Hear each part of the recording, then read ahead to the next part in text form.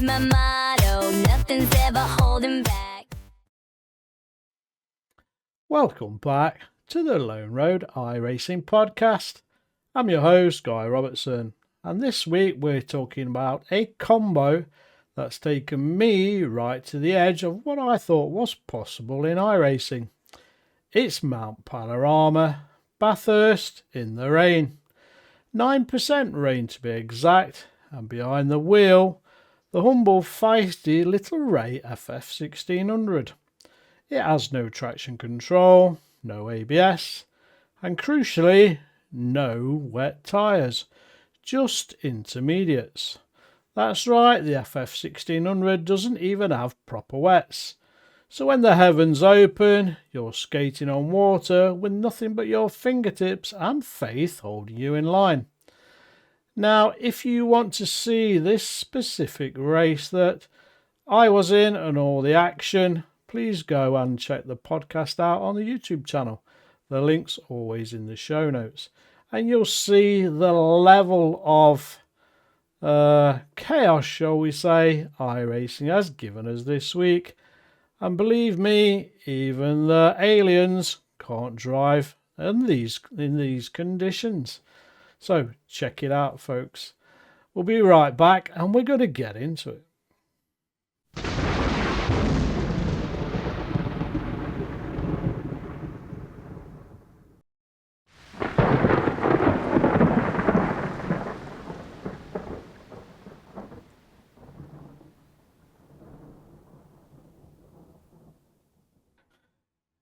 We're going to set the scene first, as the footage is playing.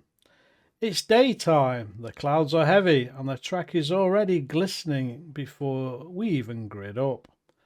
I'm starting P6, rain spitting across the screen already. Reflections shimmering on the tarmac.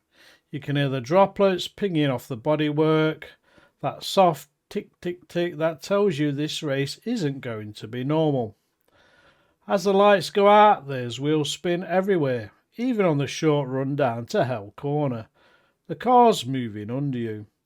There's a slick patch right on the inside apex. One wrong move and you're facing the wrong way before turn one even ends. And then you can see in the footage one of the drivers does spin in turn one. Up the mountain straight next, second gear feels like threading a needle. The rear is alive, twitching with every bump. The reflections of the walls dance across the wet surface like moving mirrors. And as you can see, even the aliens can't take turn two in these conditions. Then the real fun hasn't even started yet, but we begin to climb up the mountain into Quarry Corner. A puddle is already forming on the right in the braking zone. If you brake on your line, guess what? You're done. You'll lock up instantly. You have to move half a car width to the right, find the tiny strip of grip and ease it in. At the cut-in, the rain hits even harder. The track darkens, every bump becomes a hazard, the car is dancing, sliding, twitching. It's like driving on marbles soaked in oil. Excuse me. And we haven't even got to the top of the mountain yet, but we're getting there. Across the top of the mountain, Ree Park, Sulman and McPhillamy, this is where the real test begins. Visibility drops, you're catching spray from the cars ahead and your mirrors are totally useless. A big puddle forms on the exit of McPhillamy, not deep enough to spin you outright, but enough to drag your front wheel into the wall if you're too greedy on the throttle. Now the descent, the S's and the dipper. If the lap so far wasn't terrifying enough, this is even more terrifying. A thin sheet of water, you can see it's running downhill like a river towards you. The intermediates come across it though, trying to find purchase, and you can feel the car hydroplaning in your hands. Your steering goes light. Touch the curb here and you're done. At Forest Elbow, there's a puddle on turning that gets you every time. Brake a fraction too late and you're sliding straight into the barrier.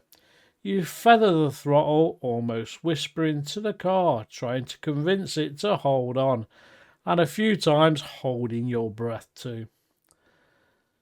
Now we're getting towards Conrod Straight. Usually a breather, right? Not today. The FF1600 feels like it's floating.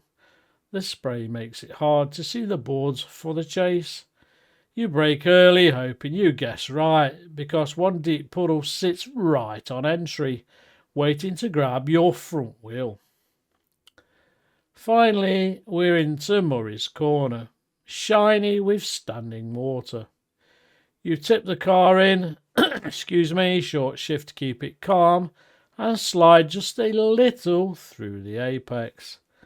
Catch it, breathe, cross the line. And that's one lap. And every single lap after that seems to get worse. The puddles grow, the grip disappears, and the concentration has to climb even higher. So that's setting the scene already for this combination, viewers and listeners. The concentration alone, let me tell you, is traumatic. To be able to drive this track, and this is only 9% rain. Now, you can imagine 30% rain. It would be undrivable. I think even if this car had proper wet tyres.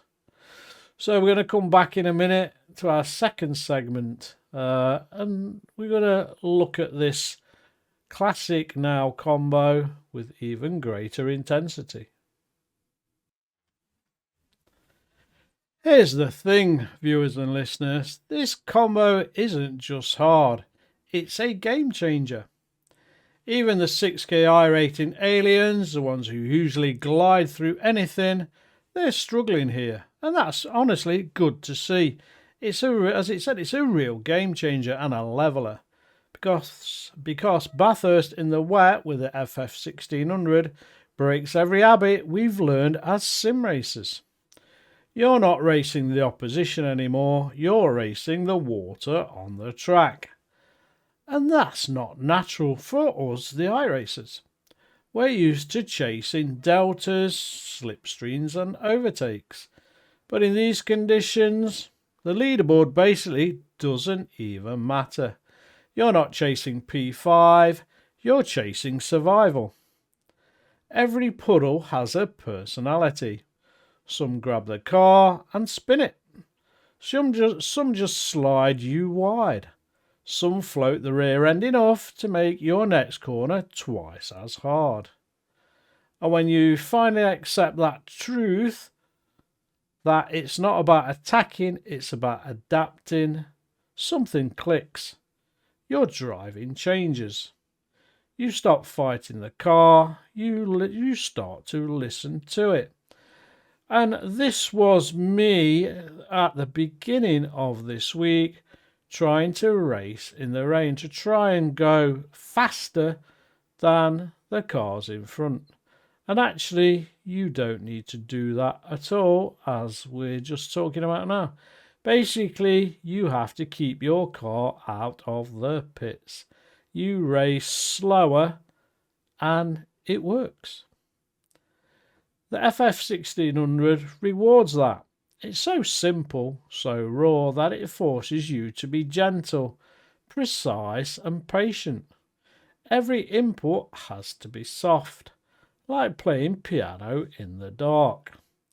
You're not attacking Mount Panorama anymore, you're respecting it. This last section I've named Lessons from the Water.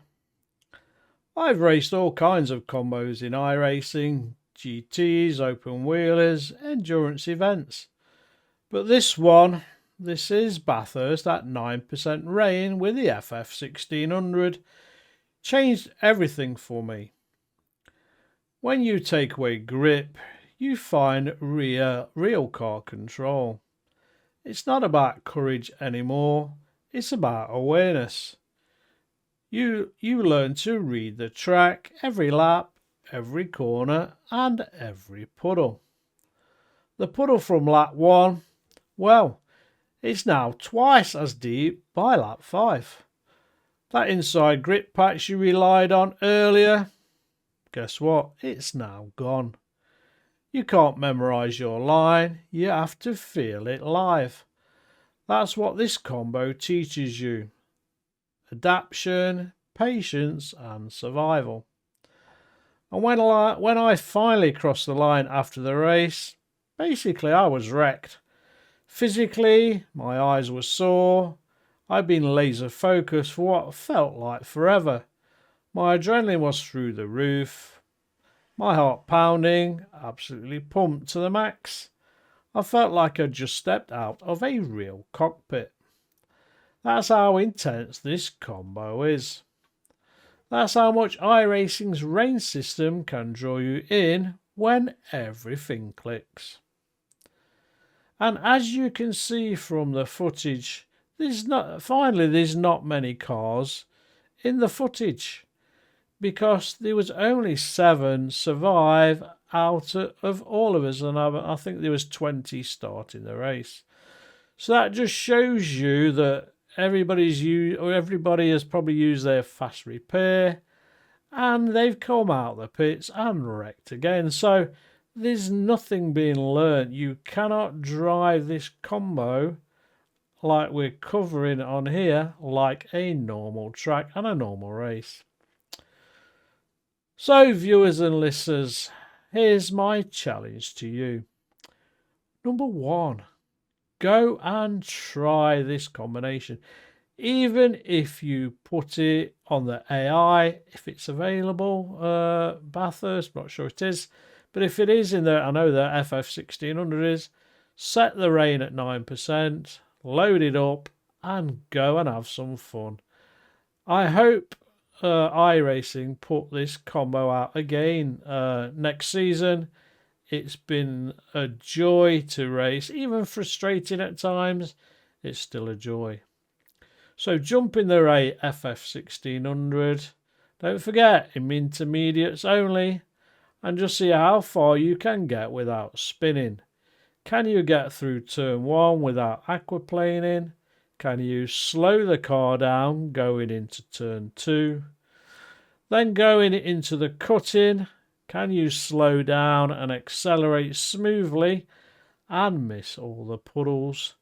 And finally, when you get to the more difficult part of the track, which is usually the easy bit, Skyline for example, all you will see is a river of water, and you've just got to be steady with your accelerator, get through it, expect your steering to be twitching as the car is nearly aquaplaning every lap.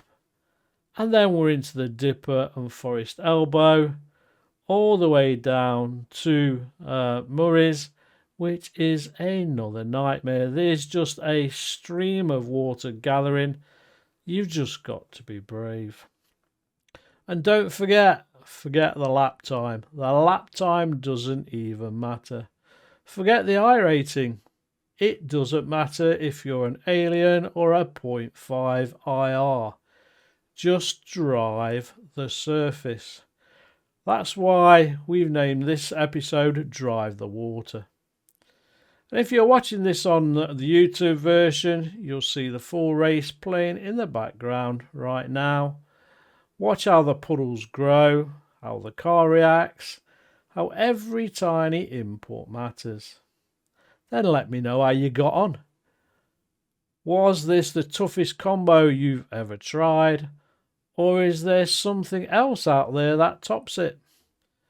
Because that's what the Lone Road iRacing podcast is about. Finding those moments that test us, that teach us, and remind us why we love this incredible sim. I'm Guy Robertson, and this has been the Lone Road iRacing podcast. Stay dry out there, or don't, and I'll see you, hopefully not in the pits, but on the next lap. Until then, happy iRacing. Whatever it takes, we're racing, we're in the zone. Whatever it takes, we push hard, never alone. I'm in the cockpit, the engines roar, hear me now. We're racing circles, got a hustle made a vow.